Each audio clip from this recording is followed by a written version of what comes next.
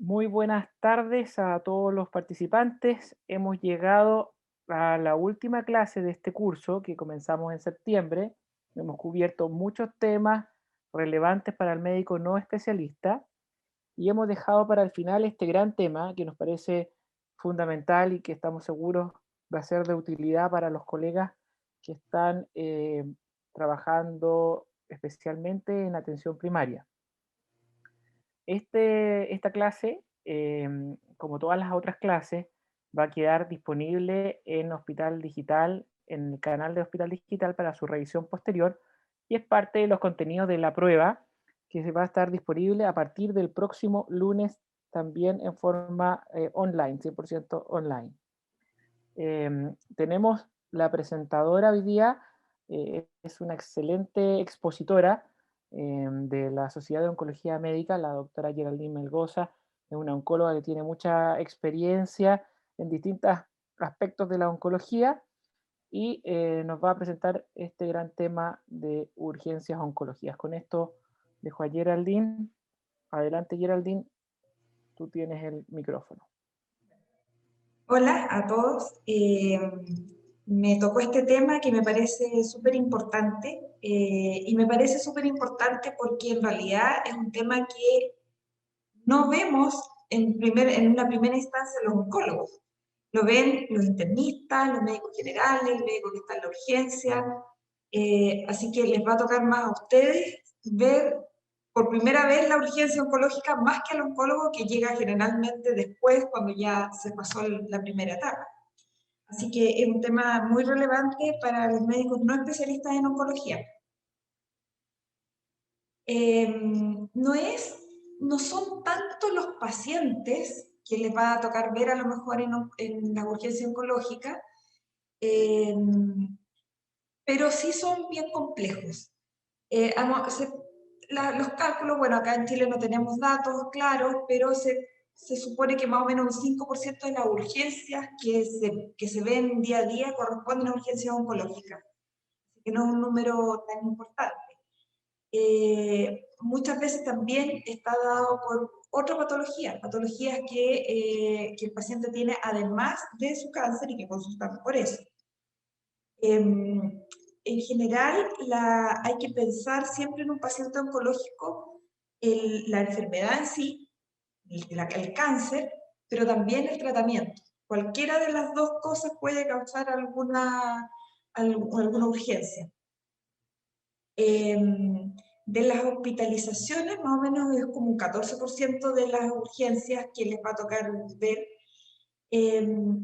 Y como los más frecuentes son los cánceres de pulmón, mama, colon, próstata también, coinciden con esos son los cánceres más frecuentes y por lo tanto van a ser también los que van a ver un poco más frecuentes. Así que si bien es cierto que no es un número tan importante, sí son casos complejos, así que es importante manejar un poco el tema. Eh, hay distintas clasificaciones. Uno podría decir que las urgencias pueden ser mecánicas, metabólicas o asociadas al tratamiento, principalmente a la quimioterapia. Aquí no está incluido el tema de la inmunoterapia, que es algo más nuevo, eh, y también probablemente nos va a ir dando algunos problemas también en la medida que se vayan usando más.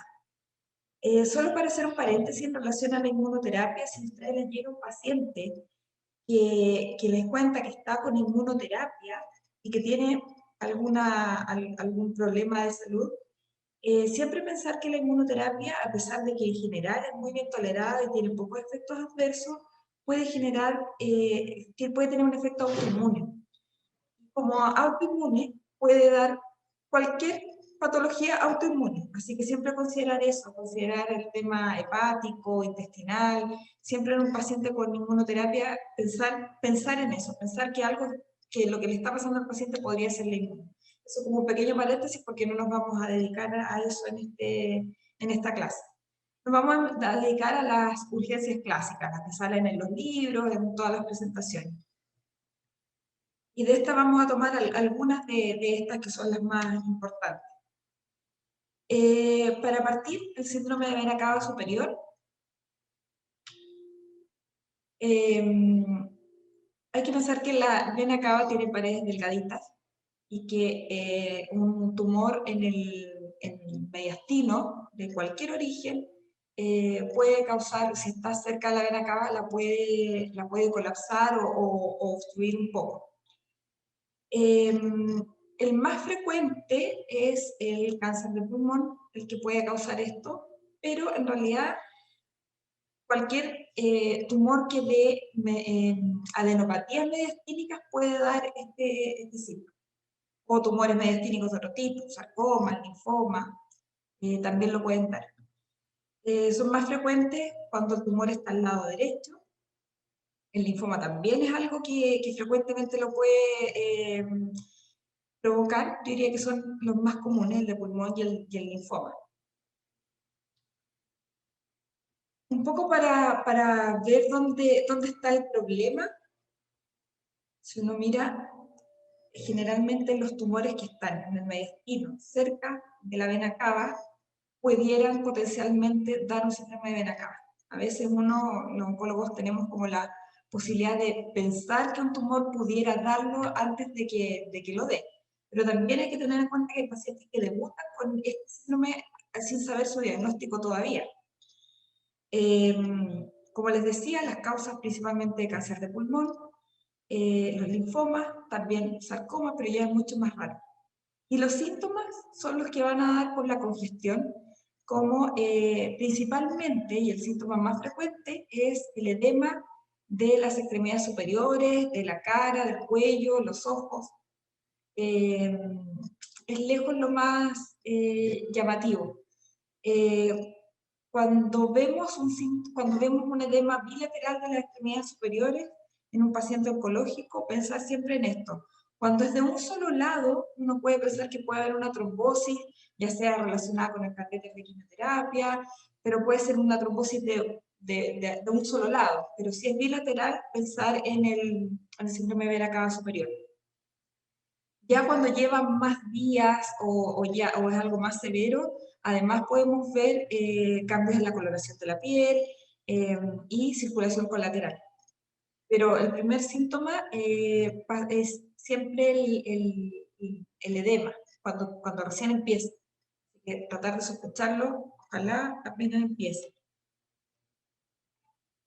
Hay distintos grados, cuando quiere evaluar la severidad, puede ser asintomático, puede ser muy leve también. Bueno, asintomático cuando lo vemos, sabemos que hay un problema por las imágenes, pero el paciente en realidad no tiene ningún signo.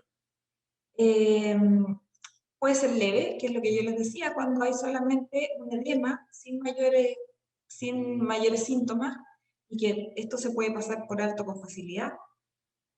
Moderado cuando ya además del edema el paciente empieza a tener molestia, empieza a tener disfagia, siente que como que se le aprieta el cuello en el fondo. Tos, algunas alteraciones visuales.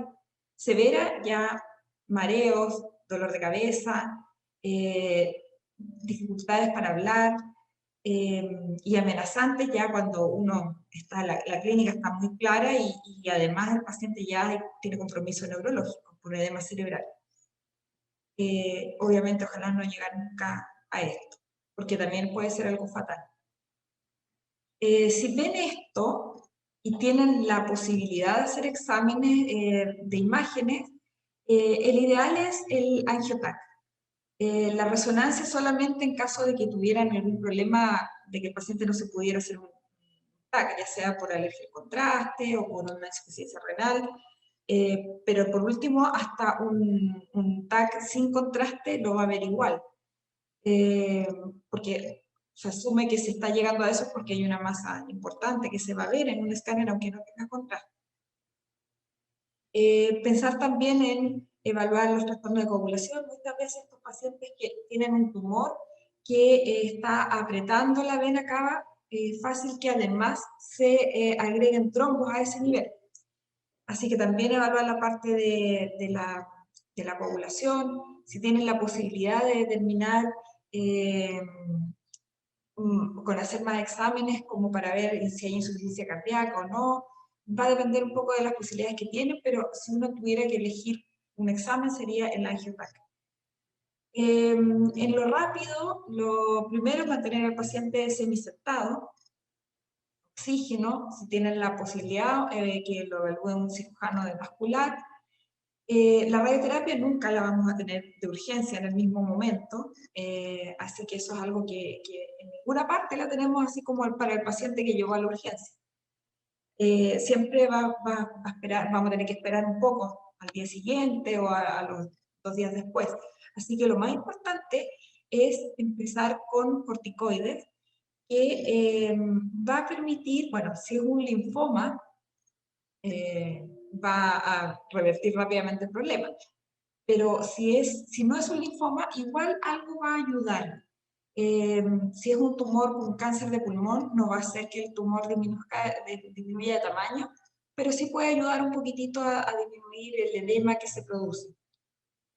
Y el resto es tratamiento sintomático, antiemético si hay problemas de mesis, si está muy congestivo el paciente le puede ayudar un poco a usar diuréticos, coagulación, por lo que les decía yo, que es frecuente que no solamente esté el tumor apretando, sino que además se generan trombos a ese nivel. El tratamiento ideal va a ser el tratamiento de la enfermedad de base, o sea, la quimioterapia, o la radioterapia, y la radioterapia además, independiente del tipo de tumor, es lo que va a ayudar al paciente. Pero son pacientes que van a tener que quedar hospitalizados y hay que verlos rápido, porque si bien se pueden encontrar con un paso leve, hay tumores de crecimiento rápido, y eso puede hacer que en poco tiempo tengan a un paciente mucho más grave. Así que son pacientes que tienen que trasladar, si que necesitan hacerlo rápidamente y hospitalizar. En resumen, es lo que pueden hacer ustedes en el primer momento, mantener al paciente con terapias de soporte, sintomática, anticoagulación, corticoides, diuréticos, y trasladarla. El síndrome de compresión medular es más frecuente. El síndrome de Nakaba es algo que probablemente si les toca va a ser menos frecuente, menos probable que les toque. Pero el síndrome de compresión medular es bastante más frecuente y eso sí que les puede llegar con mayores probabilidades. Porque es bastante común y es común en pacientes que ya están en tratamiento y en pacientes que están sin tratamiento y que llegan en el fondo como primer síntoma con esto. Si lo piensan, uno de los cánceres más frecuentes que tenemos, que es el cáncer de próstata, en el caso de los hombres y en el caso de la mujer, el cáncer de mama, son precisamente cánceres que dan metástasis óseas con mucha frecuencia. Entonces, por N de pacientes, hay varios pacientes que pueden tener esta compresión medular con ese tipo de tumor. En algún momento de su enfermedad, aproximadamente un 2,5 o 6% de los pacientes puede presentar este síndrome. La más frecuente, el problema más frecuente es a nivel torácico, con un 60 a un 78% de los casos. Después viene a nivel lumbar, con 16 a 33%, y afortunadamente el cervical es bastante menos frecuente. Afortunadamente, porque también es mucho más peligroso. Ahora, más de un 50% de los pacientes tienen compromiso a distinto nivel. O sea, no necesariamente que vaya a tener compresión a distinto nivel, pero son pacientes que es raro que tengan una sola lesión. Muchas veces tienen varias metástasis óseas en columna y alguna de estas está dando más compresión, otra un poco menos, están influyendo un poco menos. Pero son pacientes que muchas veces tienen mucha metástasis y se pueden encontrar con más de algún segmento con problemas. Como les decía, puede ser que un paciente no tenga antecedentes de cáncer y debute con esto, que es más o menos el 20% de los casos, y un 6% lo puede desarrollar durante la enfermedad. Como motivo de hospitalización, en Estados Unidos un 3,4%, si uno lo analiza, igual si pensamos que tenemos una estadística parecida, no deja de ser un tema mayor, que es como 4% que suena poco, Es bastante frecuente si uno piensa en todas las urgencias que se hospitalizan. Cualquier cáncer puede dar esto, pero como les decía, las más frecuentes también son las que más frecuentemente tienen metástasis ósea, como mama, pulmón, próstata, el mieloma múltiple, y el linfoma, que no es que dé metástasis ósea, pero sí puede dar masas retroperitoneales que involucren la columna y por lo tanto la médula. Puede ser, el problema puede estar dado por un compromiso, ya sea de alguno de los forámenes, compromiso de la médula, del canal raquídeo, o también por un daño isquémico que se produzca alrededor del fondo en la columna, alrededor, y que produzca, o sea, que el tumor provoque en forma secundaria un daño isquémico a nivel de la médula. Pero eso es más raro, lo más frecuente es que sea directamente, que sea una metástasis de alguna vértebra que está involucrando, o una metástasis retroperitoneal, o alrededor eh, alrededor como de la columna que esté involucrando a la columna hacia adentro, o sea, tumor que no necesariamente sea óseo, sino que de las partes blandas alrededor. El síntoma más importante va a ser el dolor. Si ya sabemos que el paciente tiene metástasis ósea, siempre pensar, sobre todo en pacientes que sabemos que ya tienen antecedentes de mucha metástasis ósea, o un paciente muy metastásico en general, eh, y que empieza con un dolor en alguna parte de la columna, un dolor muy intenso. El tema principal es porque los pacientes pueden tener dolor, eso es frecuente, muchos pacientes tienen dolor, pero siempre sospecharlo si el paciente, además del dolor, empieza a tener alguna alteración neurológica. Entonces, si tienen un paciente que tiene antecedentes de un cáncer de cualquier tipo, que tiene dolor de la columna, en algún segmento de la columna, pero además tiene algún síntoma neurológico, siempre pensar en esto, aunque no sea un síndrome de compresión medular tan florido, tan evidente.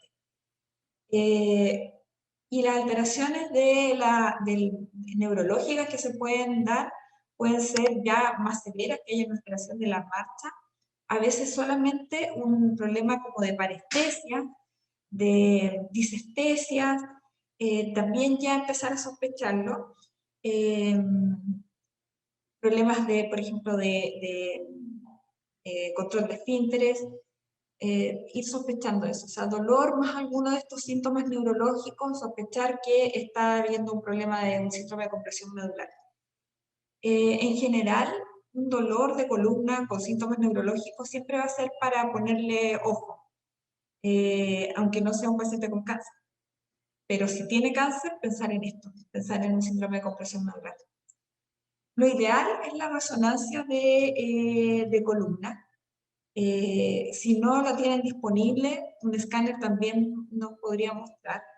En la urgencia nadie tiene PET, o sea, ni siquiera en las clínicas donde se hace PET no va a ser un PET de urgencia, así que eso ya es como algo más secundario para un segundo momento, en el fondo, a los días siguientes, como para buscar a lo mejor el diagnóstico o saber algo más.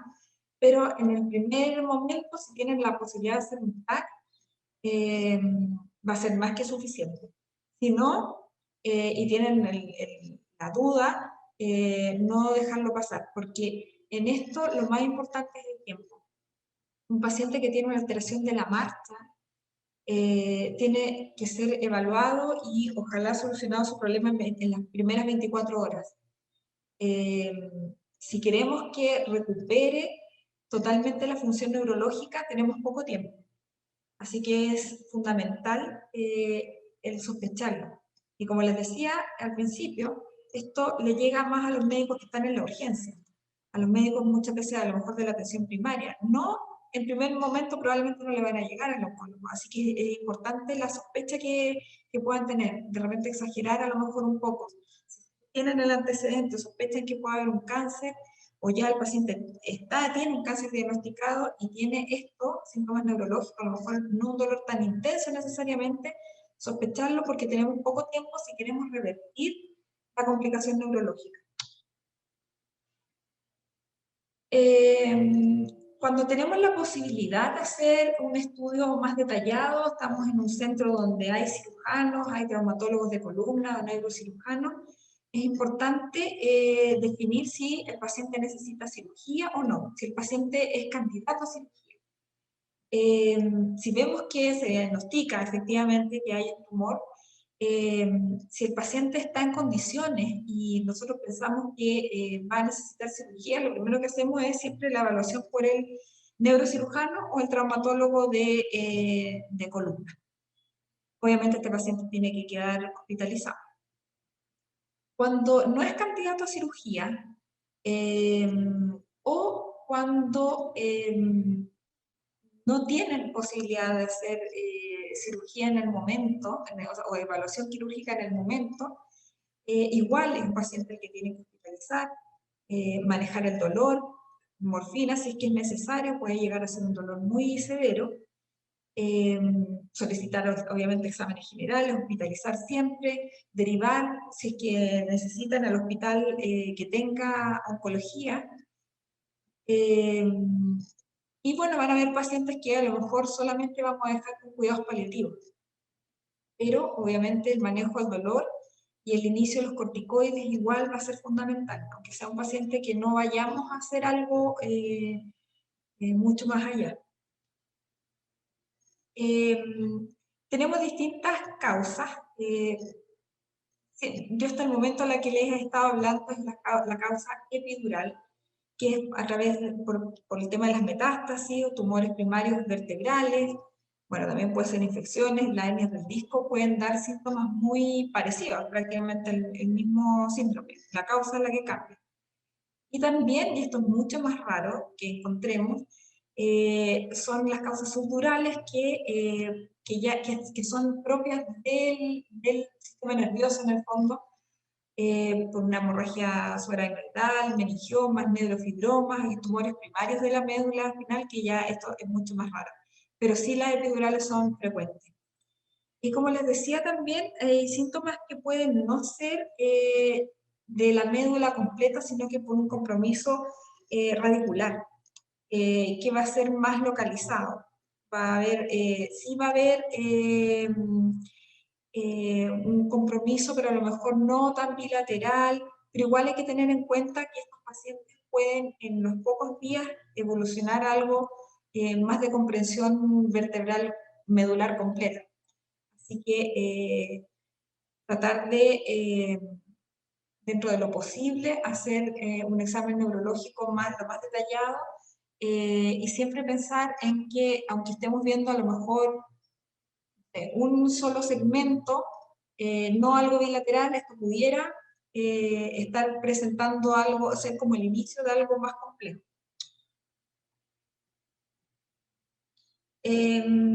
Como les decía, bueno, el examen de excelencias en la resonancia es lo que en algún momento vamos a tener que hacer con estos pacientes, y lo que nos podemos encontrar es imágenes como esta, en que hay, como la primera imagen, en que uno ve una vértebra que está aplastada, tiene estas lesiones líticas en su interior, y hay una compresión hacia atrás. Probablemente acá también hay un compromiso no solamente lítico, sino que osteoblástico también.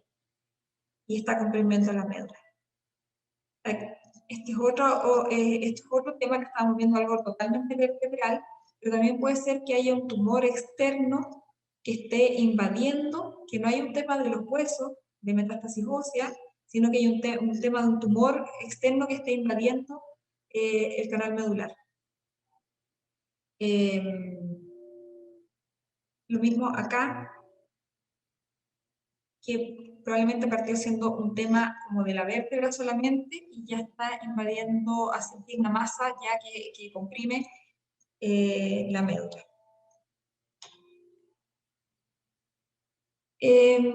Si sabemos que el paciente tiene un cáncer, una de las primeras cosas que evaluamos es, ¿la columna está estable o no está estable?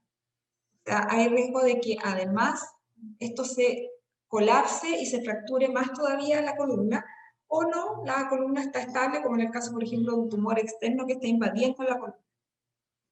Si está inestable, vamos a ver si es que el paciente puede ir a cirugía o no. Si hay una contraindicación para ir a cirugía, vamos a tener que hacer solamente radioterapia y cuidados paliativos. Pero si no hay contraindicación, lo ideal es hacer primero el tratamiento quirúrgico y después la radioterapia. Siempre la cirugía va a ser el tratamiento ideal inicial. Si la columna está estable, en general, en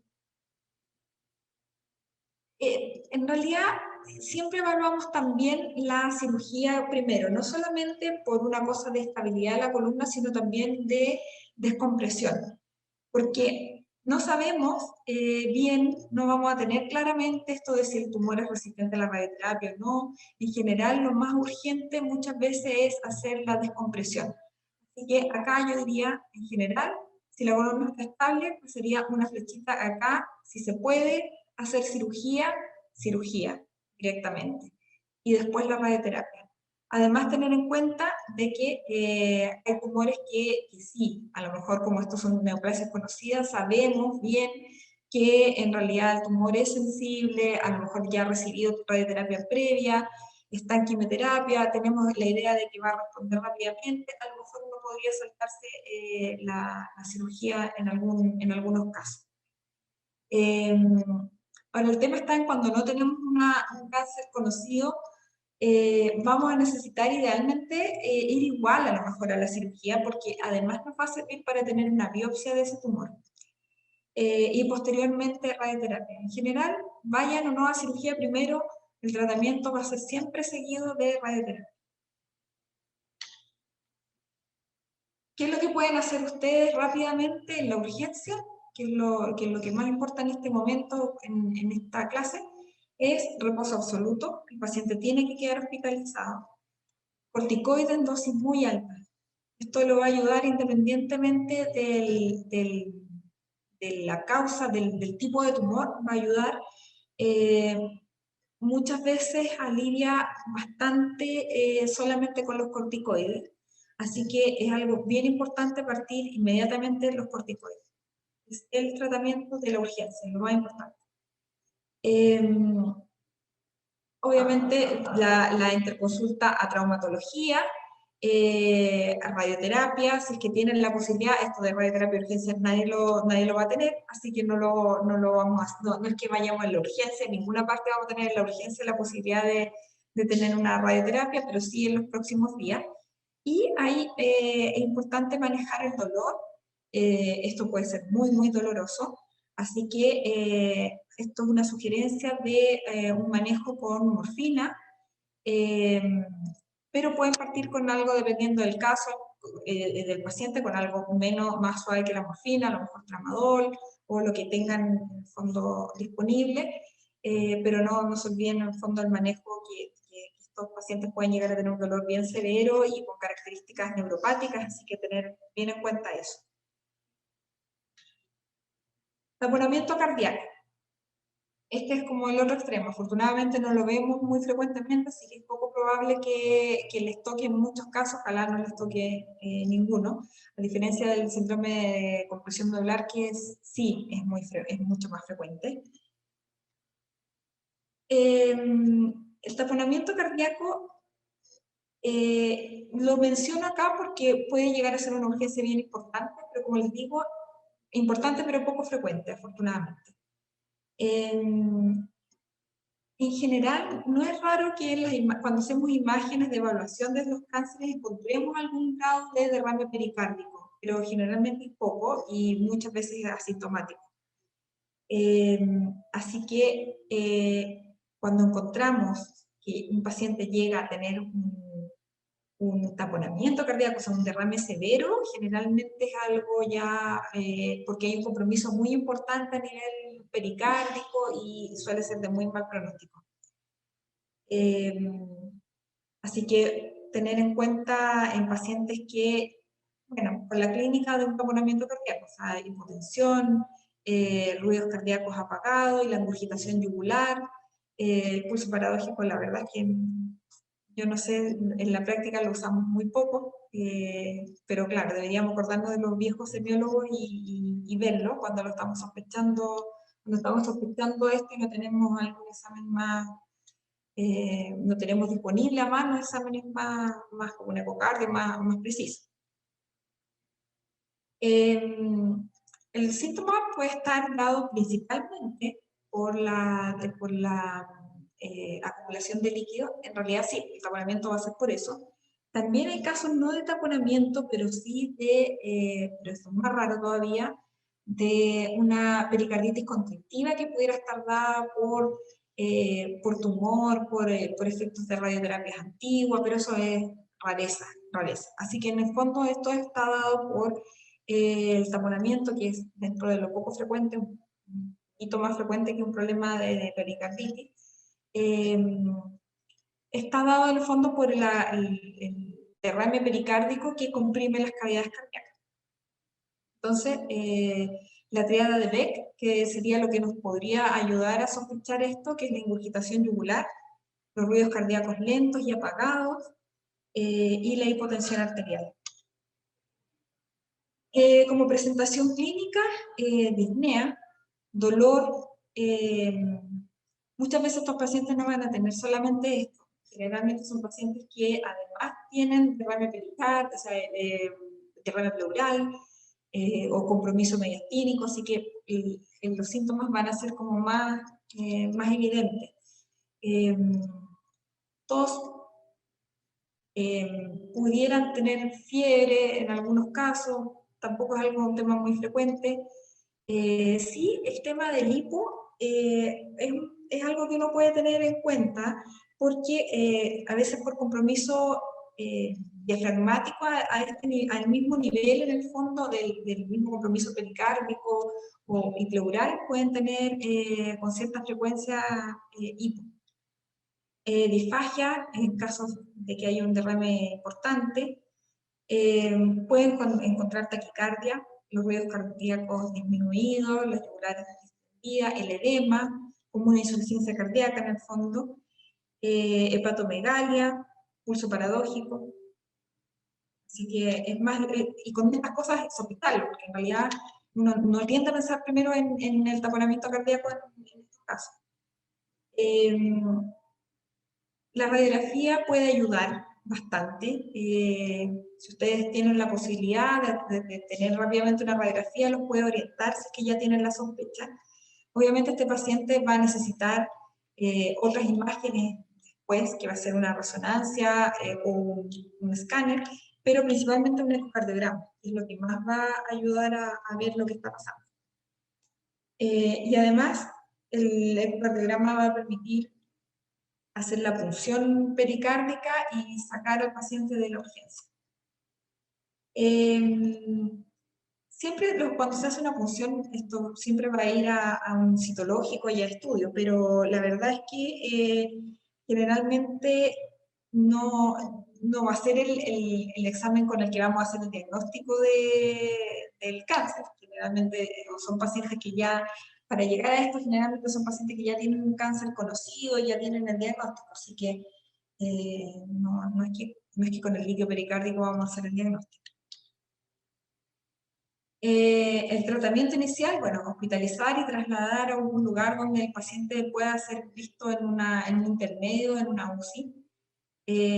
Así que eso es como lo principal.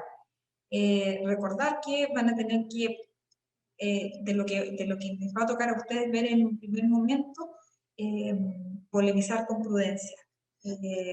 Tener mucho cuidado con eso, que es lo que en el fondo pueden hacer. Así que lo principal es sospecharlo y trasladar. La hipertensión endocraniana sí es uno de los síntomas, o sea, los síndromes que podemos ver con más frecuencia.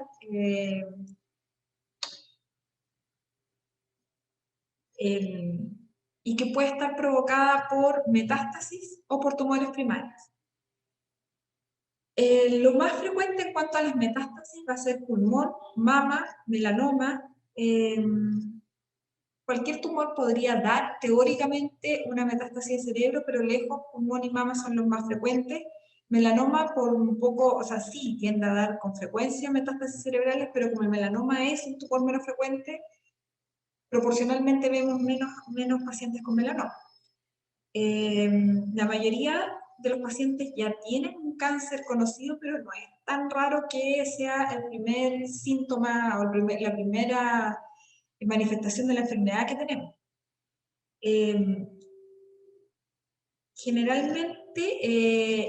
Generalmente tienen además otros tumores más, o sea, lo encontramos por primera vez en un paciente, le hacemos el resto de las imágenes del resto de tórax, abdomen, pelvis, buscando otro primario, otro tumor, porque generalmente no es la única metástasis, pero podría ser.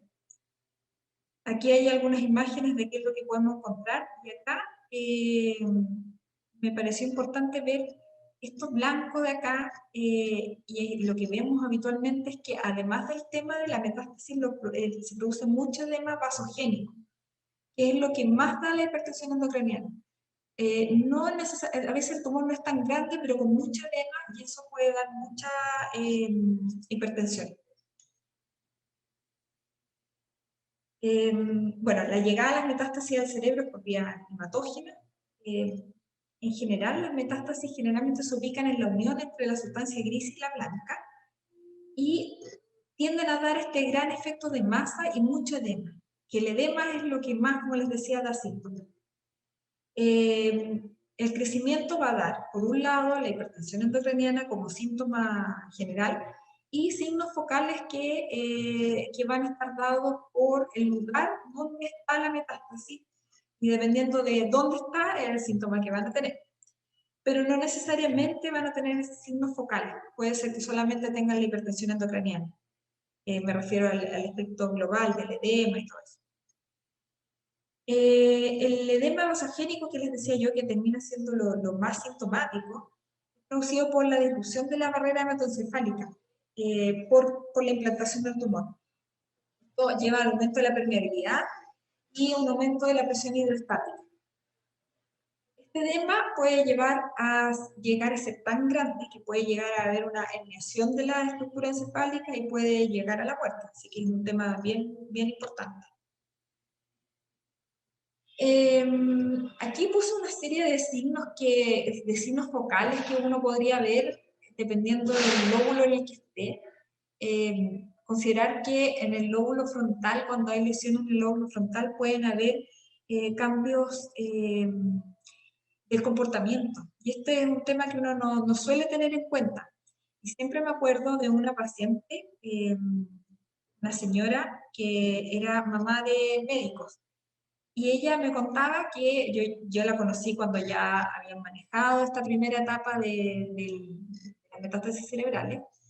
El diagnóstico de su enfermedad, ella tenía un cáncer de pulmón, porque está viva y está bastante bien, lo hicieron los hijos, porque los hijos, que eran médicos, pero no por ser médicos se dieron cuenta, sino que notaron que al estar en la mesa conversando en un almuerzo, la mamá no los contradecía en nada.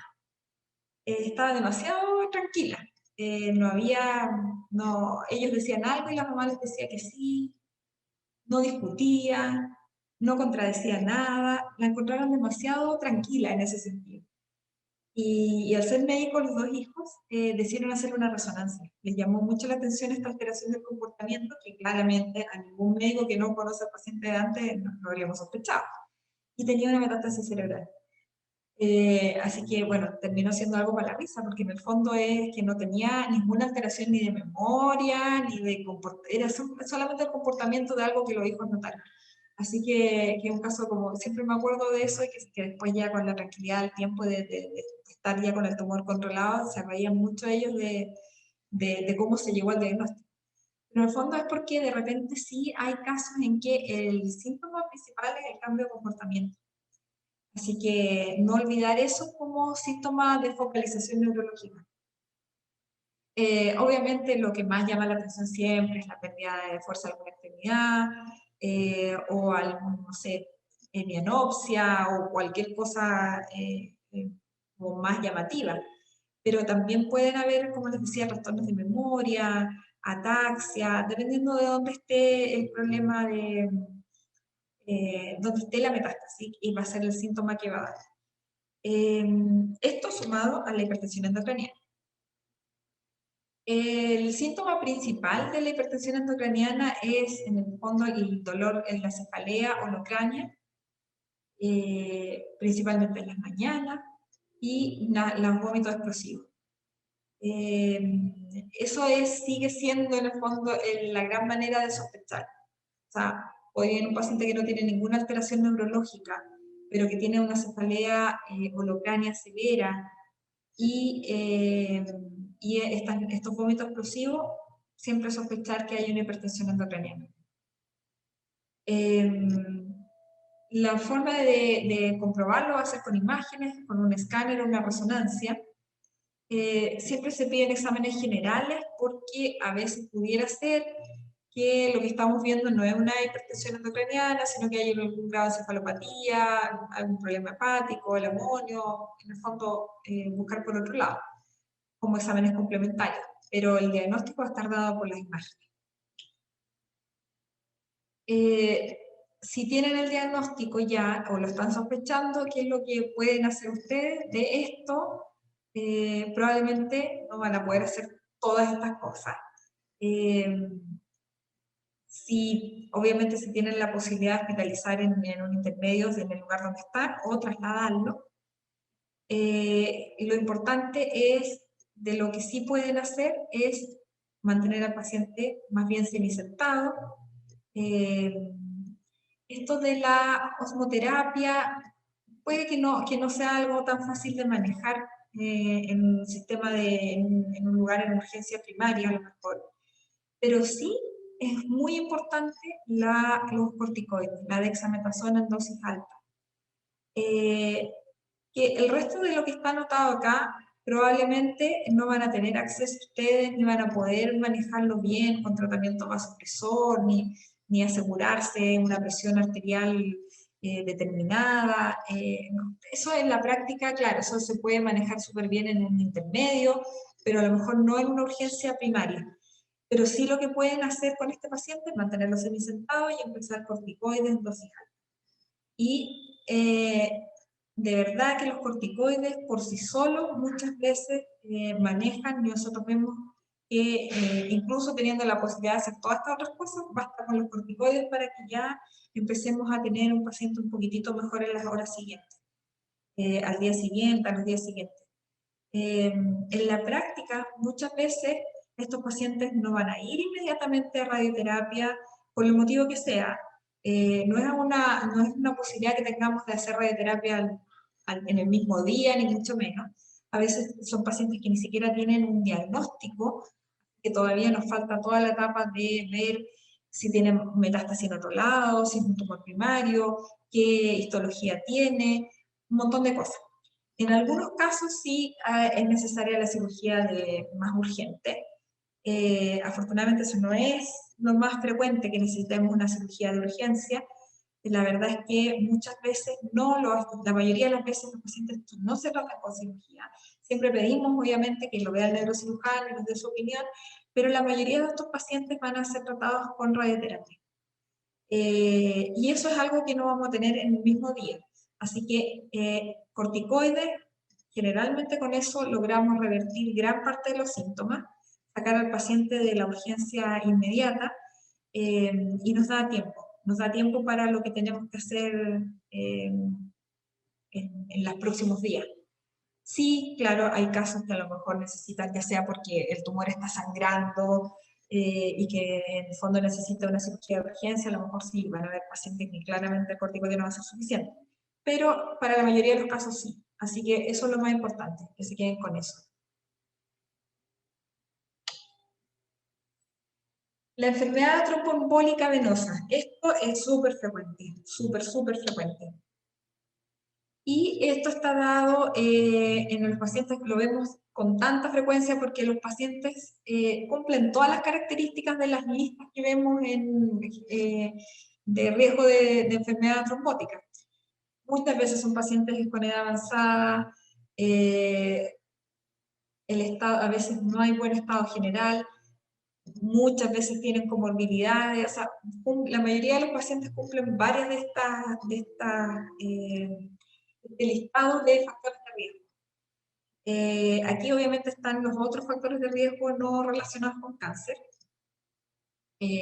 pero en los pacientes con cáncer se tiende a dar mucho de esto. Tienen comorbilidades, están en mal estado general, muchas veces están más bien inmóviles, tienen el cáncer que es protrombótico, tienen la enfermedad avanzada. Hay tumores que son más protrombóticos que otros, pero en general la mayoría tienen este efecto de aumentar el riesgo de trombosis. Por otro lado, son pacientes muchas veces que tienen catéteres de quimioterapia, que por el hecho de ser un cuerpo extraño, endovenoso, o sea, metido dentro de una vena, también va a generar un aumento de los riesgos de trombosis.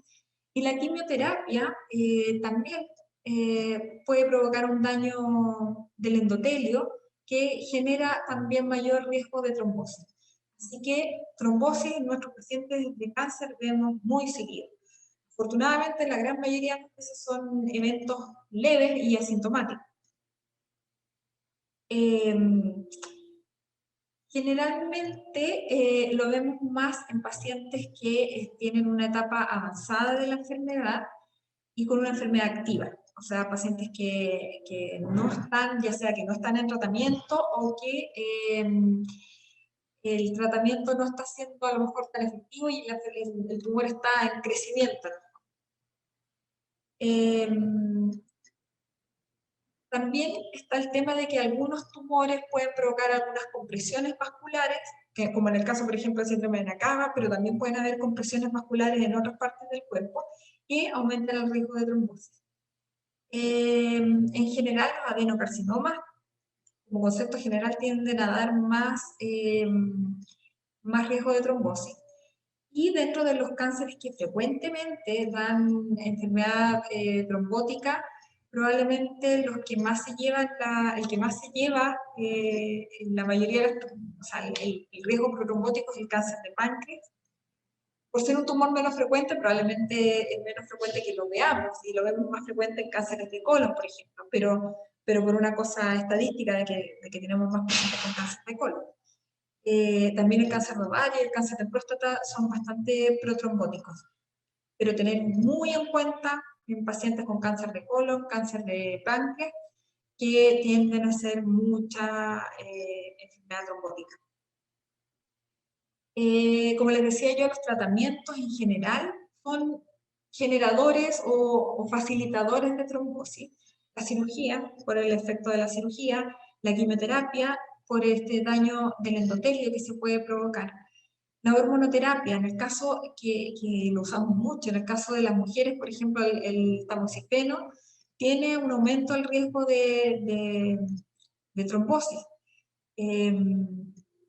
Así que, bueno, yo por lo menos a mis pacientes con cáncer de mama que están con tamoxifeno siempre les digo que tienen un aumento del riesgo de trombosis venosa, y son tratamientos que van a estar en pacientes incluso sanas, que ya no tienen la enfermedad, pero que mantienen tamoxifeno de adyuvancia por 10 años. Así que son pacientes que van a estar 10 años con un riesgo mayor de alguna enfermedad trombótica venosa. También los agentes inmunomoduladores, la talidomida que se usa en mieloma, las hospitalizaciones, son pacientes que tienen muchas hospitalizaciones. Los agentes estimulantes de la eritropoyesis en general no los usamos tanto en cáncer, pero hay pacientes que lo pueden usar, o en caso de que tengan además una insuficiencia renal. Los catéteres venosos centrales que usamos mucho, y que es un factor a tener en cuenta. La radioterapia y las transfusiones son menos protrombóticas, pero también pueden causar.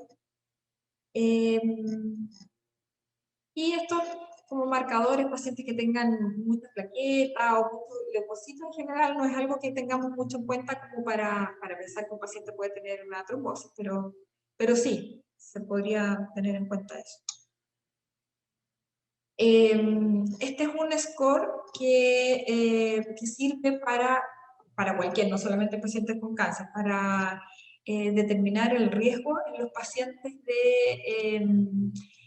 que tienen una trombosis venosa, un tromboembolismo pulmonar. Porque en el fondo, las trombosis venosas lo que más nos preocupa es el tema del tromboembolismo pulmonar. Que en el fondo a eso va dirigida en este caso las urgencias.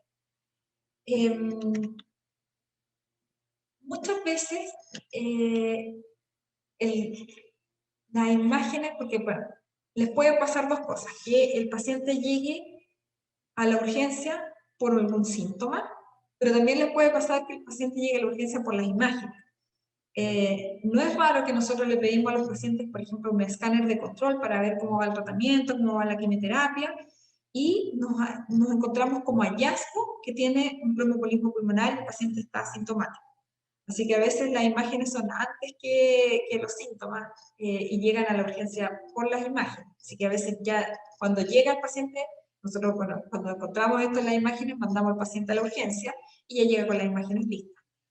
Si no, si el paciente lo que tiene es los síntomas que hagan sospechar. ¿Y qué síntomas van a ser? En el fondo, dolor torácico, disnea, cualquier síntoma de estos que empiece de manera brusca, en algunos casos tos, taquicardia, desaturación, hipotensión, cualquiera de estos síntomas, pensar que pudiera ser un TEP y pedir las imágenes. También hay que acordarse que es menos frecuente, pero que hay algunas enfermedades trombóticas venosas a nivel abdominal y que pudieran dar como un problema mesentérico, un tromboembolismo a nivel mesentérico y sospecharlo por síntomas abdominales. Pero lejos lo más frecuente es el pulmonar. Obviamente los exámenes que tengan disponibles, los exámenes generales, ver la parte cardíaca, pensar que estos pacientes pueden tener un compromiso en forma secundaria, provocar algún grado de insuficiencia cardíaca. Dímero D, si tienen la oportunidad de tenerlo, a pesar de que no es tan específico, pero juntando todos los síntomas y el dímero D pueden tener el diagnóstico. Ecodoppler, si tienen la oportunidad de pedirlo, para ver extremidades, siempre buscamos de dónde puede haber partido el trombo. Eso va a ser importante. El tratamiento inicial va a ser heparina. Heparina ya sea heparina en PIB o heparina bajo peso molecular. Y posteriormente anticoagulantes orales. Pero eso ya con más calma. Hipercalcemia. La hipercalcemia sí puede ocurrir en forma frecuente. Afortunadamente, la mayoría de los casos no son tan severos. Es raro que sea como el primer síntoma. Generalmente son pacientes que ya tienen una enfermedad oncológica conocida, de largo tiempo, avanzada, y es de mal pronóstico. O sea, tener hipercalcemia como concepto ya en general es de mal pronóstico, porque son pacientes con enfermedad ya muy, muy avanzada.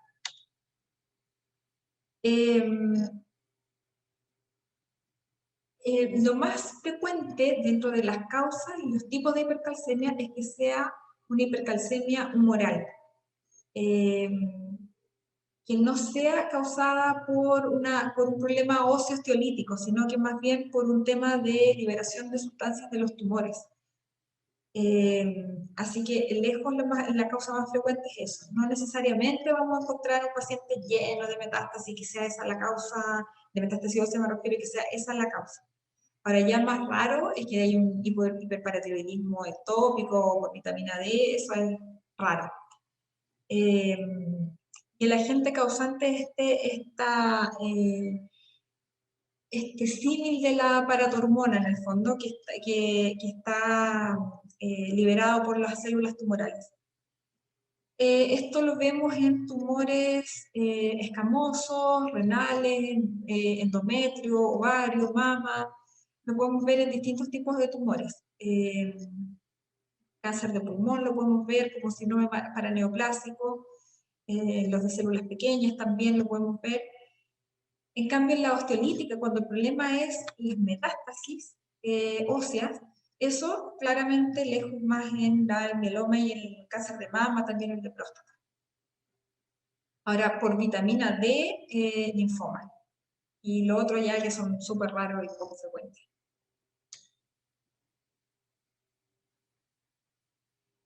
Los síntomas pueden ser neurológicos, que son bien, hay que tener como harto grado de sospecha, porque la verdad es que uno puede pensar en otras causas también, o sea, probablemente no va a pensar inmediatamente en que es una hipercalcemia, porque puede haber ansiedad, depresión, confusión, uno a lo mejor le va a echar la culpa, como decíamos, a una metástasis cerebral o a alguna otra cosa. Pero pudiera llegar a ser de todo esto: psicosis, alucinaciones, somnolencia, coma, hiporreflexia, problemas cardíacos, bradicardia. Ya en un electro tendríamos que ver intervalos de PR prolongado, onda T ensanchada, alguna arritmia. Pero eso ya también tendríamos que mirar con mucho detalle el electro, y a veces en la urgencia rápida no tenemos la disponibilidad a lo mejor de un experto en electro, pero sí son temas a tener en cuenta. Sí, lo que es bien, mucho más frecuente de ver, y probablemente son los primeros síntomas que uno ve, son las náuseas, vómitos, la constipación, la anorexia. Eso uno lo ve como primeros síntomas. Poliuria, sed, ya en casos un poco más graves, una insuficiencia renal aguda. Pero probablemente en pacientes con náuseas, vómitos y lo otro, que es la debilidad o fatiga, la debilidad muscular, ya empezar a sospechar.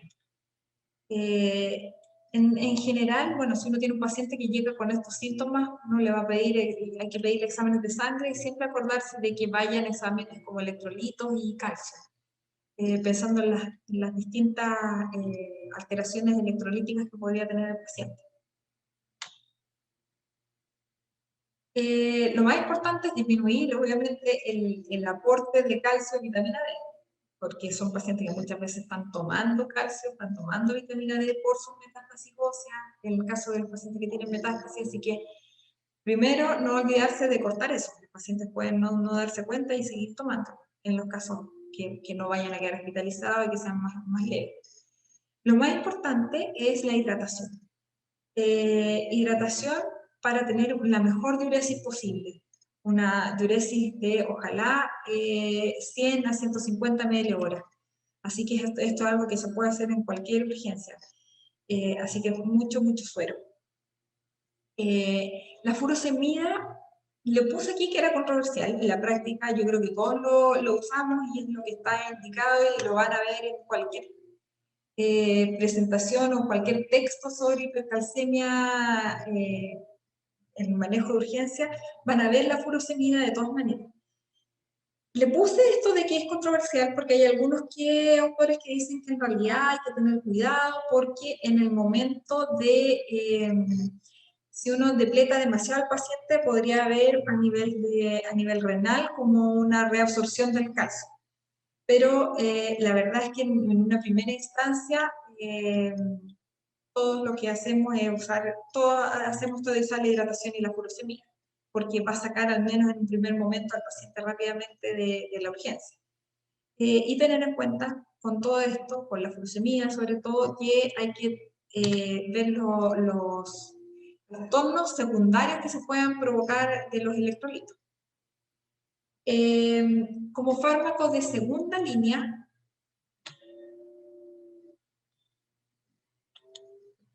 por algún motivo me quedó afuera. Me salté los de primera línea, pero bueno, se los menciono.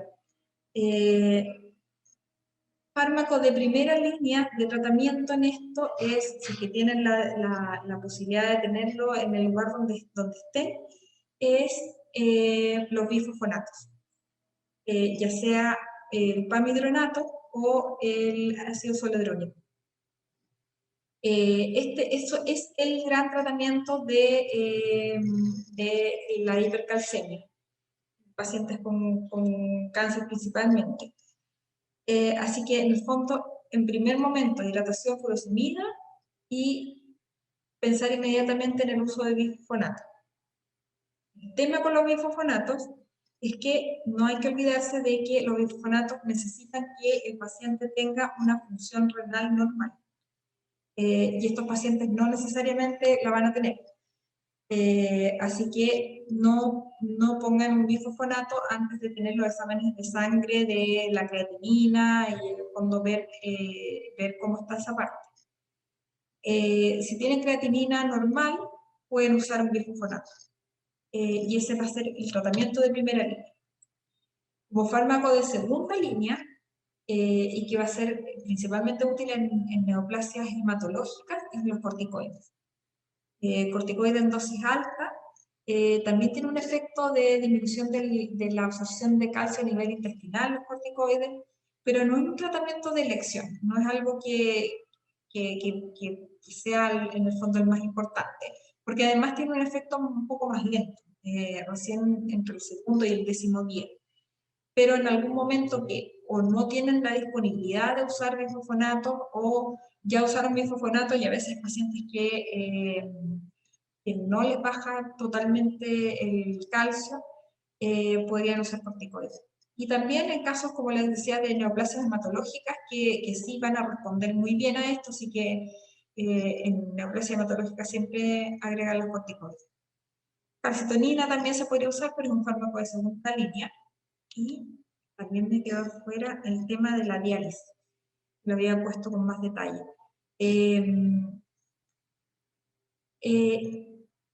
Van a tener que llegar a diálisis los pacientes que tienen algún problema cardíaco que impida que ustedes lo hidraten. O sea, si un paciente no le pueden poner, esforzar diuresis con suero, probablemente va a necesitar diálisis.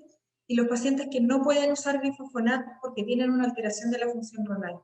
Entonces, en esos pacientes va a haber que evaluar la diálisis. Serían como los dos casos, dejando fuera a los pacientes que necesitan diálisis por la función renal. Me refiero a los pacientes que sí necesitan una diálisis por insuficiencia renal, que necesitan diálisis solamente por la hipercalcemia, serían esos dos casos. Insuficiencia cardíaca, congestiva, que les impida hidratarlos, y una alteración de la creatinina importante que impida el uso de los bifosfonatos. Y que se les dificulta también incluso el manejo con la furosemida y todo eso. Así que esos pacientes van a necesitar diálisis. Así que tener en cuenta. Pero en el fondo, en lo principal, lo que ustedes pueden hacer en una urgencia primaria, empezar la hidratación, furosemida y trasladar o trasladar a un intermedio.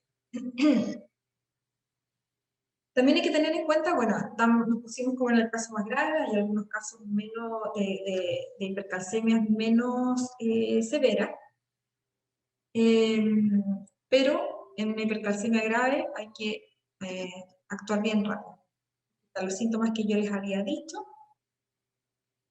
Y no olvidar pedir los exámenes en forma completa, incluyendo la función renal. Si tienen posibilidad de pedir vitamina D o PTH, en general eso ya es algo que uno hace en un segundo momento, no en la urgencia misma. La hidratación, corticoides, bifosfonatos y la función renal está bien. Así que, como para la urgencia en el momento. Neutropenia febril. La neutropenia febril también es algo que van a ver frecuentemente, porque los pacientes les hacemos quimioterapia, se van a su casa, y si hacen fiebre van a consultar en una urgencia, así que les van a llegar a ustedes. Es importante saber manejar a estos pacientes. A lo mejor, dependiendo del grado de complejidad del lugar donde ustedes estén trabajando, va a ser importante de qué es lo que van a poder hacer. Pero siempre tener en cuenta que un paciente que está en quimioterapia, tiene fiebre, es un paciente delicado. No es un paciente que uno pueda tomar muy a la ligera,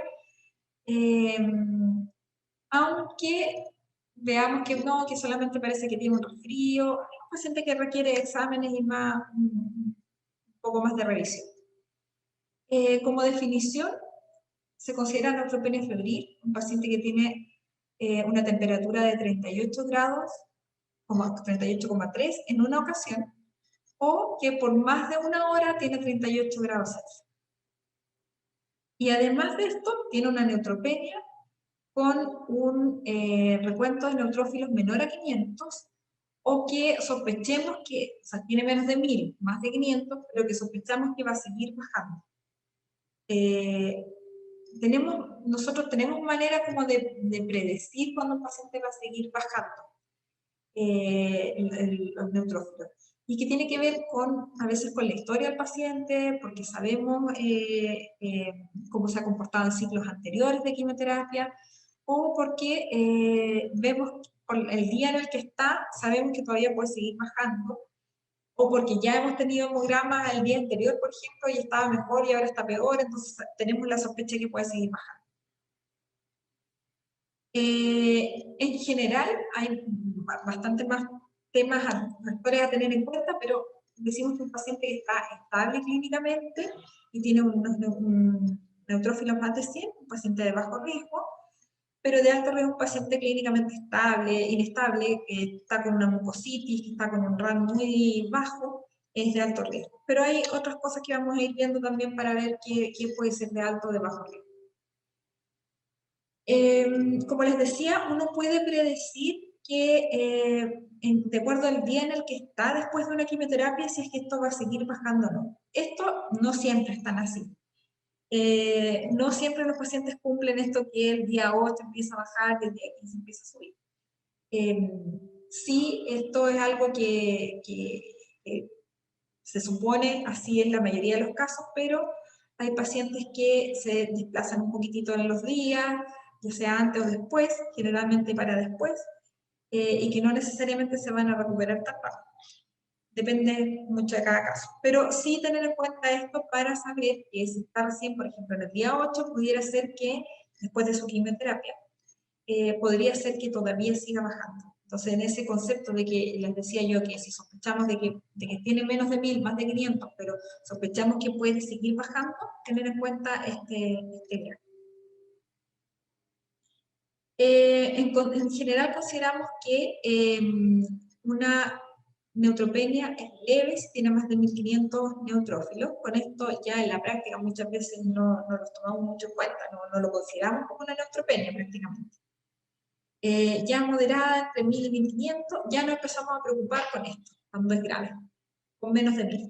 Y severa, obviamente, menos de 500. Y profunda, bueno, menos de 500. Aquí hay un esquema para considerar cuánto es la neutropenia febril de alto riesgo. Y le vamos a ir poniendo puntos. Dependiendo de si tiene si está hipotenso, si tiene EPOC, si tiene antecedentes de infección por hongo, que no esté deshidratado. En el fondo, el paciente ambulatorio al inicio de la fiebre, que no es lo mismo si un paciente empieza fiebre estando en una hospitalización, es mucho más complicado, paciente menor de 60 años, o sea, si vemos todo esto, mientras más puntos de esto tenga, va a ser un paciente de más bajo riesgo. En la práctica nosotros a veces en los pacientes de bajo riesgo, pero dependiendo de varias cosas, podemos manejarlo incluso de manera ambulatoria. Nunca considerar de bajo riesgo un paciente con una enfermedad hematológica. Paciente con una leucemia, nunca va a ser de bajo riesgo. Siempre en los pacientes con leucemia y quimioterapia, considerar a los pacientes de muy alto riesgo, nunca dejarlo ambulatorio, hospitalizar inmediatamente. En general, el concepto que les diría yo, un paciente con una leucemia que haga fiebre, lo hospitalizan y después ven si está neutropénico o no, porque es así son pacientes muy delicados, muy frágiles, que pueden hacer infecciones muy severas. En los pacientes con tumores sólidos, sí podemos ver, hacer en el fondo este score, a lo mejor considerarlo de bajo riesgo, incluso se puede manejar en algunos casos muy particulares, se puede manejar en forma ambulatoria.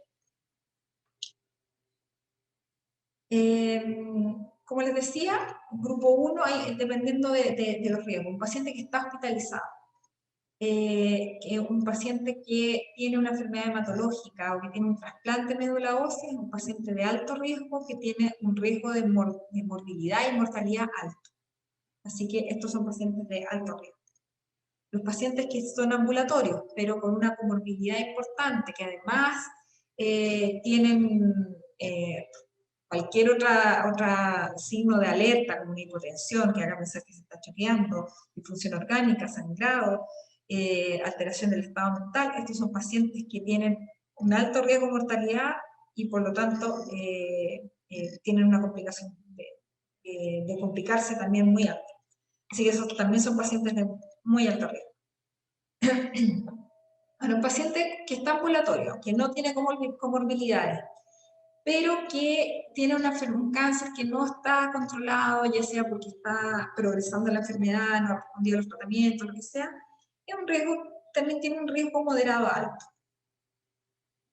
Y los pacientes que están ambulatorios, que están respondiendo bien a su tratamiento de cáncer, o de repente que tienen, por ejemplo, que están en adyuvancia de una quimioterapia en adyuvancia, o sea que en el fondo no tienen un cáncer activo, no tienen comorbilidades, y que son la mayoría de los pacientes, afortunadamente los que caen en esta categoría, el riesgo de complicaciones es bajo y la mortalidad a la infección prácticamente es nula. Entonces, estos pacientes uno los podría incluso manejar en forma ambulatoria, pero los otros no.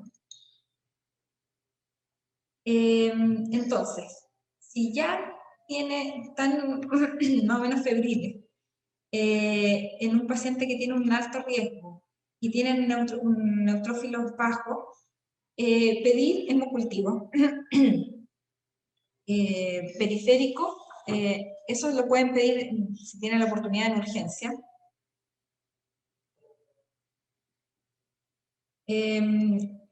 El cultivo del catéter, la verdad es que con el tipo de catéter que usamos nosotros, de los catéteres de quimioterapia, en general se los dejamos solamente a las enfermeras oncológicas. Tratamos de que las enfermeras no especialistas o que no sepan manejar este tipo de catéter, mejor no lo pinchen.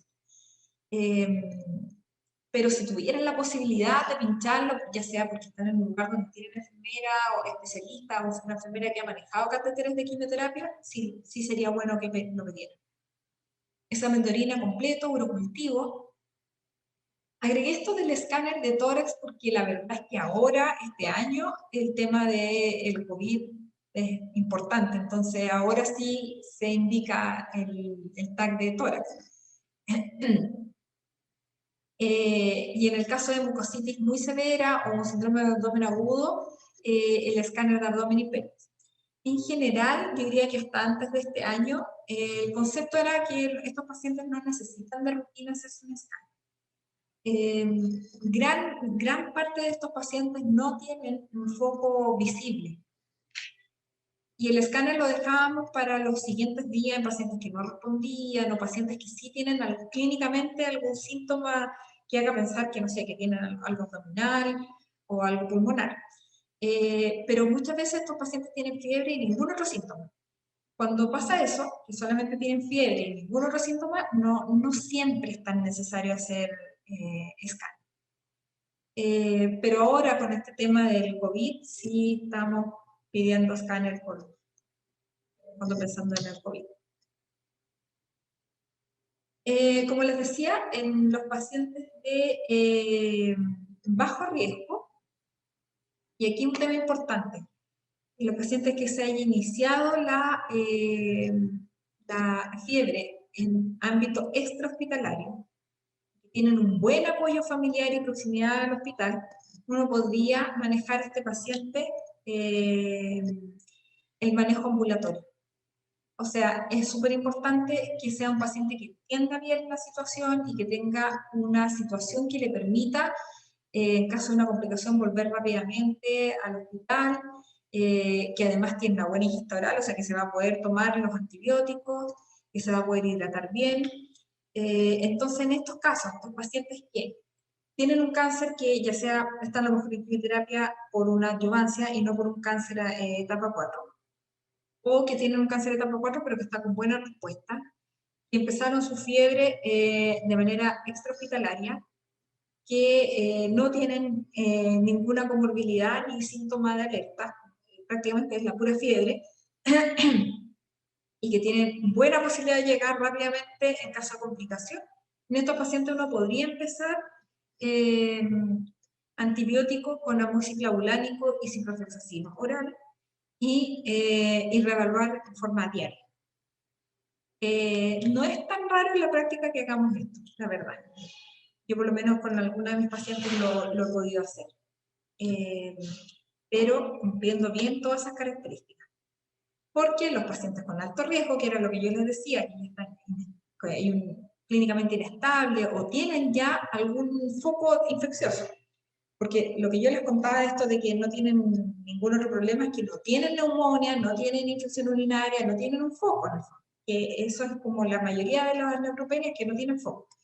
Pero si tienen un foco, tienen comorbilidades, incluyendo diabetes o alguna otra comorbilidad severa, y tienen alguna infección grave o una neoplasia no controlada o que estaban hospitalizados en el momento en que apareció la fiebre, estos pacientes son de alto riesgo y claramente no los podemos tratar de manera ambulatoria. Así que ese paciente lo tienen que hospitalizar sí o sí. Y el otro que yo les decía al principio, paciente con leucemia, siempre. Fiebre, leucemia, siempre hospitalizado. Entonces, bueno, aquí bueno, hay varios esquemas, dependiendo de los lugares, dependiendo de los centros, dependiendo del país. En general, este es como el esquema que todavía es el más usado, que es la ceftazidima más amicacina.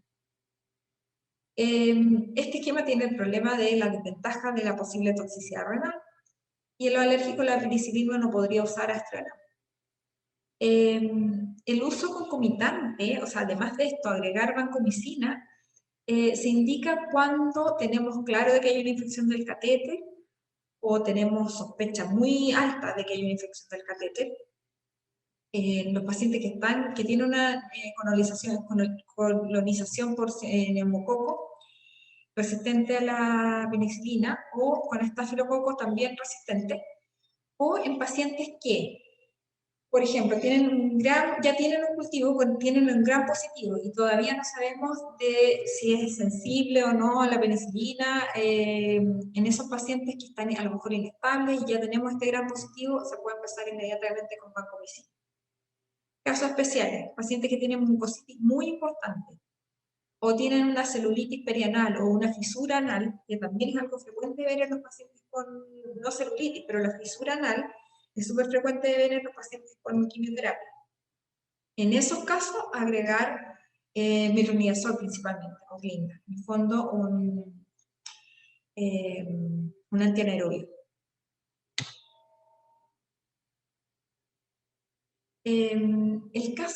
Los factores estimulantes de colonia, cuando tenemos la disponibilidad, la verdad es que sí lo usamos, y lo usamos bastante, pero si uno es bien estricto, uno podría no usarlo, porque en el fondo esto no ha demostrado tener un beneficio en la sobrevida. Se han hecho estudios de esto y no hay un beneficio en sobrevida. Lo que sí disminuye es los días de neutropenia, la duración de la fiebre y el tiempo de hospitalización. Eso es lo que uno logra. Uno podría, si no tiene la disponibilidad de los factores estimulantes, podría no usarlo. Pero sí considerarlo en los pacientes que tienen una neutropenia muy profunda o muy prolongada, porque son pacientes que tienen riesgo de complicarse con otras infecciones. Los pacientes mayores también considerarlo. Neoplasias no controladas, neumonía, una infección fúngica, cuando hay sepsis, o pacientes que están hospitalizados al momento de la infección, de la aparición de la fiebre, porque sabemos que van a ser pacientes más complicados. Así que sí, en estos casos, y la verdad es que sí, cuando tenemos la disponibilidad lo usamos aún sabiendo que no hay un beneficio claro en la sobrevida. Pero lo importante de esto es que sepan que si no tienen disponibilidad de los estimulantes de colonia, no es tan grave. Lo más importante son los antibióticos. Entonces, los pacientes de bajo riesgo podríamos ir a terapia oral o podríamos empezar con una cefalosporina de tercera generación más amicacina, con o sin amicacina, los primeros días, si ustedes, sobre todo si tienen duda de si este paciente es de bajo riesgo, pero igual hay algunas cosas que les preocupa, y después con los días, si se recupera rápidamente, pasar a terapia oral. Ahora, los pacientes de alto riesgo van a ir claramente sí o sí a terapia endovenosa, y las alternativas va a depender mucho de cada hospital, de cada norma, de cada centro. Pero en general es una cefalosporina de tercera generación, ojalá con actividad antipseudomonas más amikacina. Ahora, si ustedes no tienen disponible una cefalosporina antipseudomonas mientras esperan el traslado, al menos poner una cefalosporina de tercera generación y amikacina puede ayudar al paciente como una primera dosis, que en algunos casos, sobre todo si el paciente está inestable mientras se traslada, lo puede ayudar un poco. Uno revalúa a los 3 días, 3, 5 días, va viendo cómo evoluciona este paciente, si mejoró la fiebre, si mejoraron los síntomas, si hay estabilidad hemodinámica y si apareció algún foco o no. Si tenemos un foco, vamos a tener que tratarlo como lo que tiene. O sea, por ejemplo, si encontraron una neumonía, hay que tratarlo como una neumonía. Si encontraron una infección urinaria, como la infección urinaria, con el antibiótico del foco que encontraron. Y la duración va a depender en el fondo de qué es lo que encontraron. Y por lo menos acá dice, estas son guías españolas de la Sociedad Española de Oncología Médica, y es lo mismo que dicen las guías en todas partes, que tenga un RAN de más de 500. La verdad, y esto les cuento lo que hacemos nosotros, ¿no? Por tranquilidad, nosotros no nos quedamos tranquilos hasta que no tiene 1000 de neutrófilo. Sobre todo porque hay pacientes que a veces suben y los primeros días pueden volver a bajar un poco.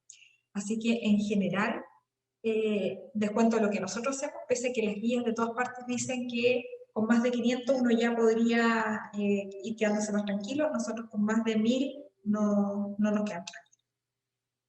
Si no tienen foco, que es lo más frecuente, y tiene más de 500, más de 1000 en el caso de nosotros, podemos suspender el antibiótico después de 48 horas a febril. Entonces, como le insisto, nosotros acá, en lo que he visto hacer en muchos oncólogos, lo que hacemos nosotros en el centro donde yo trabajo, que es la Clínica Dávila, y también en la Clínica Red Salud Vitacura, en general queda mucho al criterio de cada oncólogo, pero en general lo hacemos, yo por lo menos lo dejo con más de 1000. Y si obviamente si tienen todavía una neutropenia muy profunda, mantener el antibiótico hasta que tenga más de 500 o hasta cumplir entre 7 y 14 días de tratamiento, pero uno sí puede pasar a terapia oral. Eso sí, o sea, si un paciente ya tiene más de 500 y no tiene fiebre, uno puede pasar a terapia oral. El síndrome de lisis tumoral se ve poco, es poco frecuente. Y es poco frecuente porque en general se trata de prevenir. O sea, cuando uno sospecha que un paciente puede tener un síndrome de lisis tumoral, trata de prevenirlo. Y eso lo hace antes de la quimioterapia. Entonces, por eso que no vemos tantos pacientes con lisis tumoral. Pero puede ocurrir. Y puede ocurrir y puede ser bien desastroso. En los últimos años, al menos me tocó ver un caso de un paciente joven, en un niño de 17, 18 años, con un cáncer testicular, con mucha masa tumoral, que hizo un síndrome de lisis tumoral severo y falleció por eso después de la primera quimioterapia. Llegó a la urgencia ya en falla orgánica. Cuando consultó, a los pocos días después de empezar la quimioterapia, consultó en urgencia y ya llegó gravísimo. Eso afortunadamente no es frecuente de ver, pero es importante, a pesar de lo poco frecuente, es importante conversarlo porque hay que tenerlo en cuenta, porque pueden haber casos así. En general se definen como las anormalidades metabólicas y alteraciones clínicas que se pueden generar por las alteraciones metabólicas, como insuficiencia renal, arritmias, convulsiones, muerte, y que se desencadenan por la destrucción de las células malignas. una destrucción masiva, brusca, de células malignas. Puede ser espontánea. Teóricamente hay tumores que tan grandes y tan metabólicamente activos de crecimiento muy rápido, los tumores de crecimiento muy rápido también tienden a hacer mucha necrosis, porque se van quedando con pocos vasos sanguíneos en el interior del tumor, al crecer tan rápido no les da tiempo de generar vasos sanguíneos, entonces tienden a necrosarse mucho. Son los tumores muy agresivos y teóricamente, bueno, no teóricamente, sí, destruyen células y producen necrosis. Y por lo tanto, lo teórico es que podrían provocar síndrome de lisis tumoral, que eso es poco frecuente, pero podría ocurrir.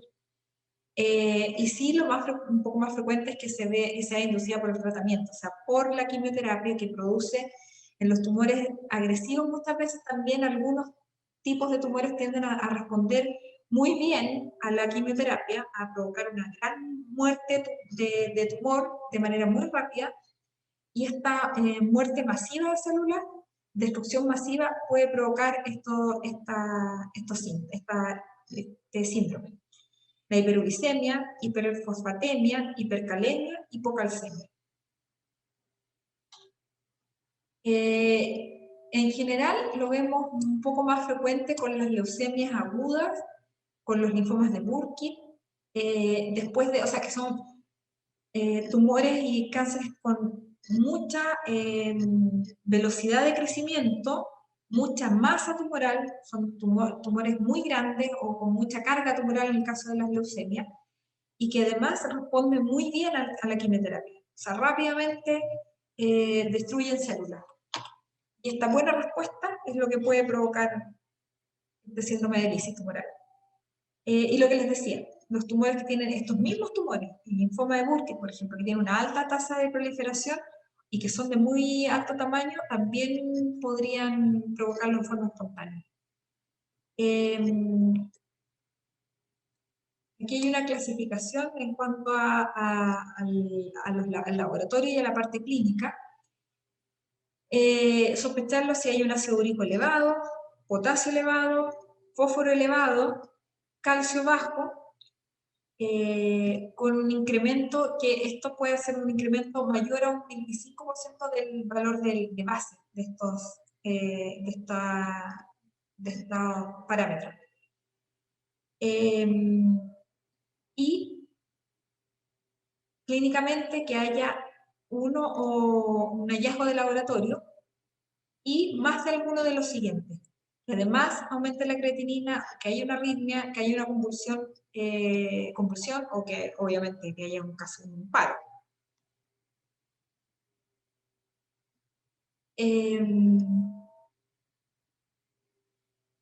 Entonces, aquí está esta clasificación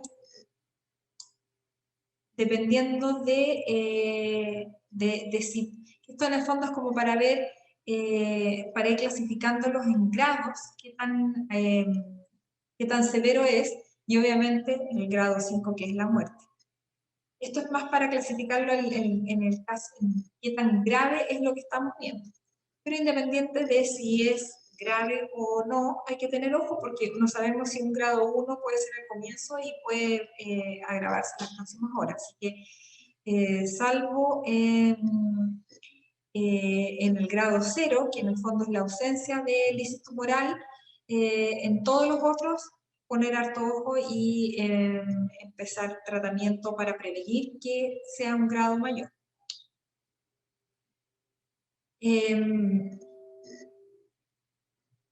Como les decía, los factores de riesgo son conocidos en el sentido de que el riesgo va a estar determinado por el tipo de cáncer, el estadio y el tratamiento. O sea, nosotros podemos predecir, por eso que podemos tratar de prevenirlo, damos medicamentos para tratar de prevenir que esto pase, cuando por el tipo de cáncer, la etapa, la carga tumoral, y si sabemos que es un tumor muy sensible a la quimioterapia, deberíamos nosotros los oncólogos dar una prevención de lisis tumoral. La prevención de lisis tumoral que se hace desde antes de empezar la quimioterapia, con mucha hidratación y con alopurinol, que empezamos desde antes, y son pacientes que si tenemos esta sospecha le vamos a dar la quimioterapia en forma hospitalizada. a diferencia de otros pacientes que del día a día, que son la mayoría, que no tenemos este riesgo y que parten sus quimioterapias de manera ambulatoria y en el fondo se hidratan con oral en su casa y no más que eso. Pero cuando tenemos la sospecha, deberíamos nosotros mantener al paciente hospitalizado y hacer esta prevención del ISIS, como les decía. Si además, dependiendo de la edad o hay alguna antecedente de insuficiencia renal o fármacos que sabemos que van a aumentar el ácido úrico por sí solos, también deberíamos tener más ojo. En todo caso, esto que les estoy diciendo yo de esta prevención es un consejo más para nosotros, para los oncólogos. Y tener en cuenta también el recuento de glóbulos blancos, si es muy alto, el nivel de... La LDH a veces nos da una noción de la carga tumoral, sobre todo en el caso de los tumores hematológicos. Entonces, si está muy elevada, uno también puede predecir que esto puede ser un síndrome de lisis tumoral importante. Entonces, en el fondo, lo que yo les decía en este caso es como lo que tenemos que pensar nosotros, o sea, para prevenir estos casos. Ahora, si por algún motivo, pese a todo lo que se hizo, el paciente igual hace una lisis tumoral, eso les puede llegar a usted. Y los síntomas van a ser bien inespecíficos, porque como cualquier desorden hidroelectrolítico, son parecidos en todos los casos. Podría ser una hipercalcemia también. Si uno mira, es parecido a lo que vimos con la hipercalcemia, en el caso de los náuseas, los vómitos, el compromiso de conciencia, a diferencia de la hipercalcemia en que hay constipación, aquí podría haber diarrea. Pero ya, casos obviamente más severos, cefalea, oliguria, insuficiencia cardíaca, las arritmias, la arritmia también la puede dar una hipercalcemia, en este caso es lo contrario, una hipocalcemia. Así que en el fondo son, bueno, la tetania y los calambres probablemente puede ser algo como bien particular de este síndrome, porque tienen que ver con el calcio bajo y eso no se da tanto con con otros trastornos electrolíticos. Así que en general son inespecíficos, pero son pacientes que si les llegan en esta condición y tienen antecedentes de quimioterapia o de algún cáncer, van a tener que pedir estos exámenes que están acá y dentro de los exámenes siempre pensar en el fondo en el síndrome de lisis tumoral y pedir el ácido úrico, el calcio, el fósforo, los electrolitos en general, la función renal.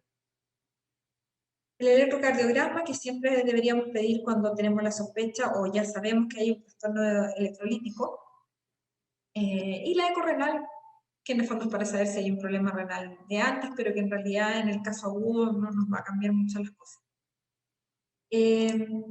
Bueno, son pacientes que van a tener que hospitalizar y mantener en controles de laboratorio frecuentes. Probablemente varias veces al día, controles de laboratorio.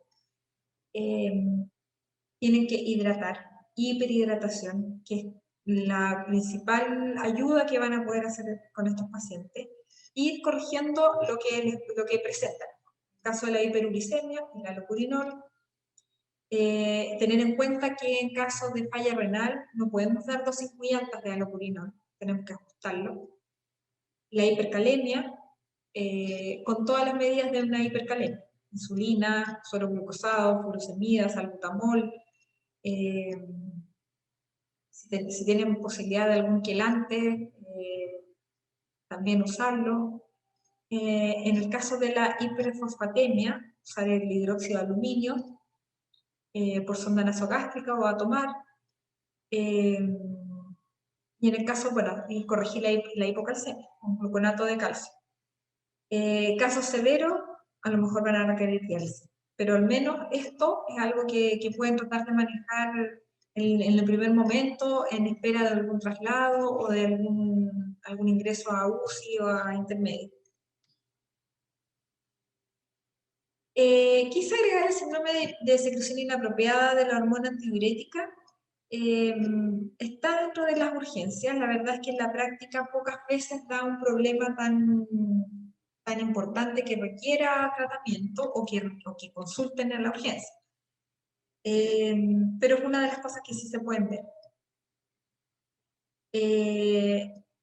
Algunos agentes pueden provocar cantidades elevadas de hormona antidiurética. Hay tumores que son productores ectópicos de esta hormona. como el carcinoma broncogénico, el adenocarcinoma pancreático, el cáncer de páncreas, de próstata, perdón, y tumores primarios metastásicos del sistema nervioso central lo podría dar. En general, aquí salió cortado, pero en el fondo las características, voy a tratar de corregir, quedó la mitad fuera, pero se lo muestro igual. Orina hipertónica, lo más importante es que vean la hiponatremia, que es lo que más va a llamar la atención, y es lo que van a tener primero en los exámenes. Clínica también inespecífica, como las alteraciones electrolíticas que les había mencionado anteriormente, la anorexia, náusea, vómitos, cefalea, alteraciones neurológicas. Y el tratamiento va a ser lejos, lo principal, el manejo del tumor que lo causa. Esto no se va a solucionar si no solucionamos el problema de base. Y lo que pueden hacer es dar...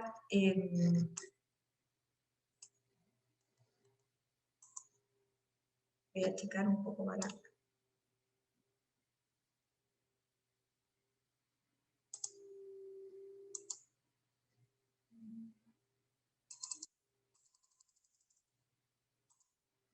Aquí.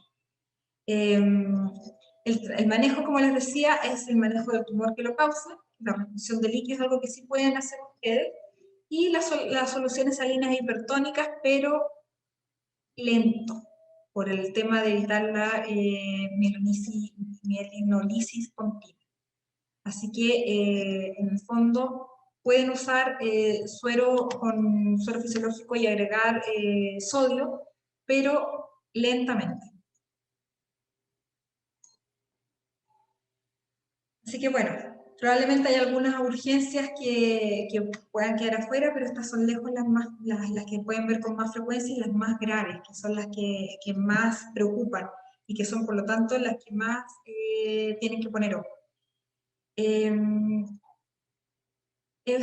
Como les decía yo al principio, partí contándoles, a lo mejor no van a ver tantos pacientes, no es algo tan frecuente, pero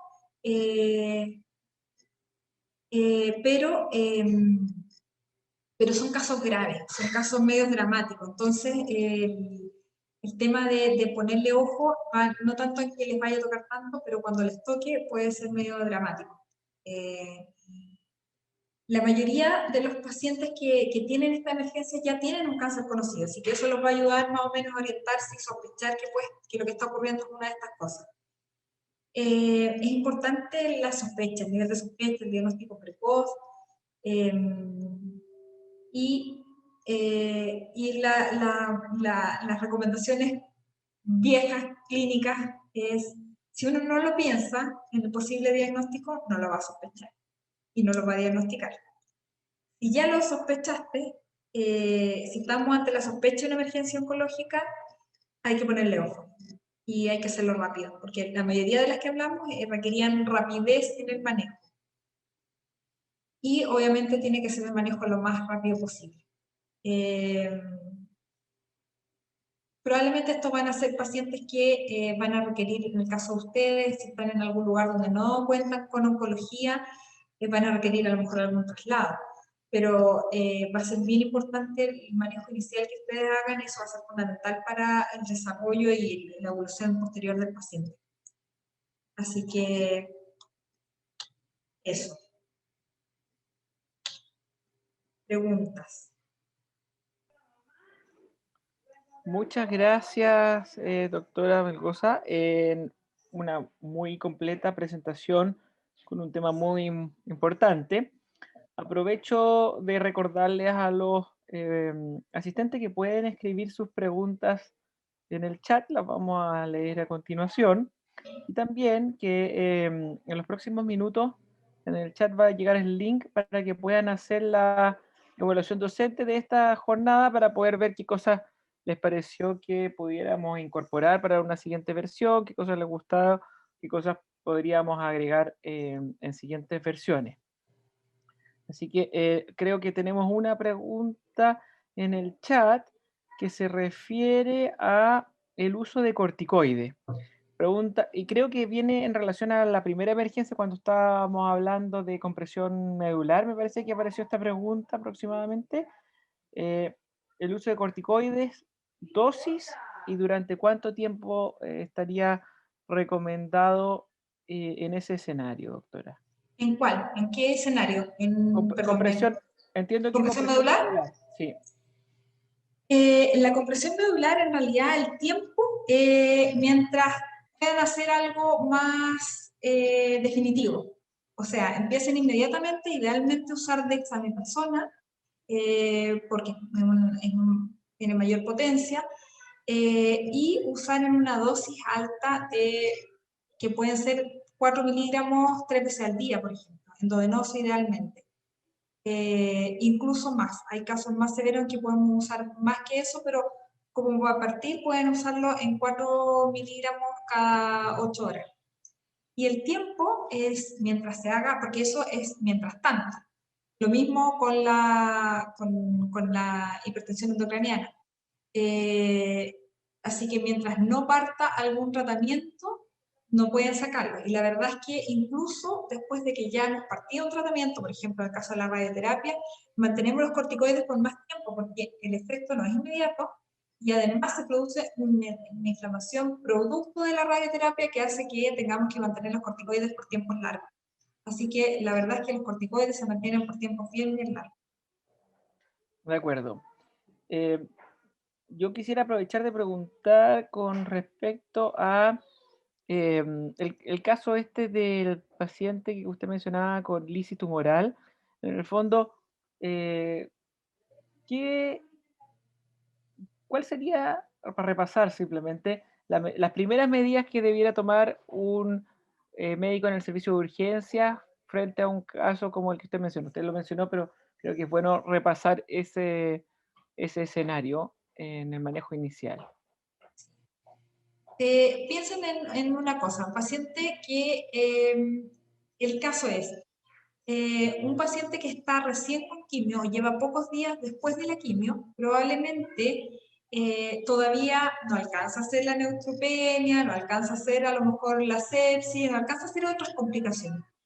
Así que una de las cosas que hay que sospechar en un paciente que está recién empezando una quimioterapia, no un tumor con una alta tasa, alto tumor, alta masa.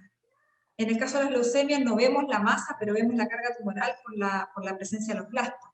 Pero en el fondo, sospecharlo. Paciente con síntomas inespecíficos, como les decía yo, náuseas, vómitos, cefalea, confusión, algún otro síntoma, pero que además lleva pocos días después, o está en quimioterapia, o está pocos días después de una quimioterapia, sospechar que pudiera haber algo de esto. Y en ese caso, pedir los exámenes de sangre, que son exámenes no tan sofisticados, así que rápidamente van a tener ustedes la posibilidad de ver los riñones, el ácido úrico, los electrolitos, y van a poder ver si es que lo que están sospechando es así o no.